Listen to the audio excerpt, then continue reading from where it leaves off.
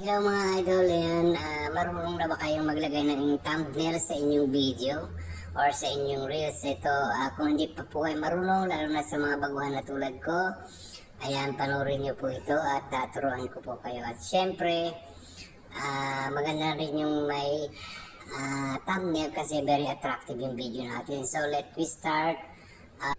Yun, open natin ang ating Chrome. And then, ayan, pag na-open mo na yan, may tatlong dot sa taas. Pindutin mo yung tatlong dot, mag-add new tab ka.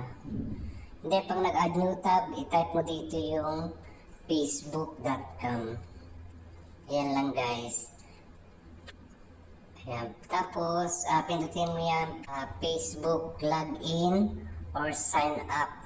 Ayan, para makapag-sign up ka or makapag-login ka. Ayan. Bago kayo mag-login dyan, i-sure nyo lang naka-desktop kayo. Check nyo yung tatlong dot sa taas. And then ito sa baba, kailangan naka-desktop site dyan. Kung sure na kayo naka-desktop yan, pwede na kayong mag-login dyan. And then, ayun.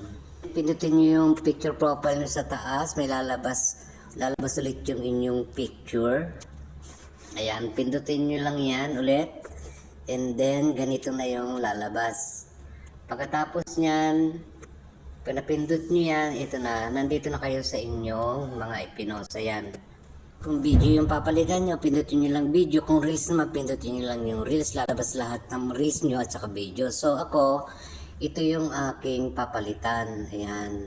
Pagkatapos nyan, may tatlong dot sa sulok, sa taas. Then, pindutin nyo lang yan. And then, pag napindot nyo yan, may lalabas na ganito. Ayan, teka, loading tayo guys.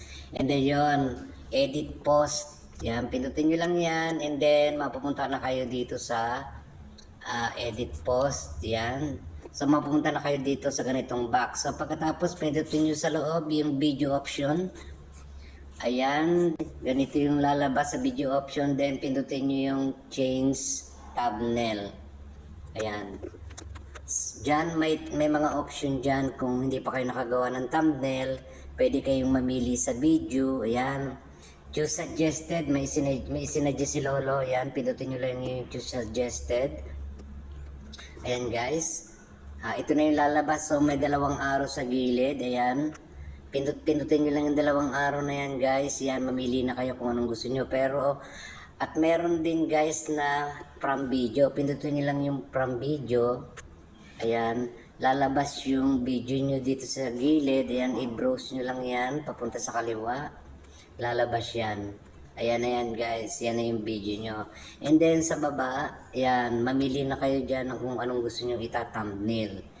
Ngayon, pero kung wala, ako kasi ang gagawin ko is mag-change ako ng thumbnail. So punta tayo sa change thumbnail. So ayan, browse ulit natin pa kanan. Ayan, mag-upload ako ng image. Yan. Pinindot yung mga idol yan, mapupunta kayo sa inyong gallery. Ayan, ito yung aking ginawang, thumbnail. So, ayun na. I-okay nyo lang yun guys, and then i-save nyo. Ayan. Pagkatapos nyo save nyo guys, may lalabas uling box na ganito. Pindutin nyo lang yung save. Ayan na siya guys, naka-upload na siya. O yan, ganun lang siya kadali. At yan, nung una ganito guys, yung nasa taas, ganyan. Ngayon, ito na yung thumbnail. And guys, ganun lang kadali. At kung may natutunan kayo sa aking video sa araw na ito, please subscribe to my YouTube channel para maging updated po kayo sa lahat ng aking video i-upload. O paano guys, maraming salamat and thank you for watching. See you next time.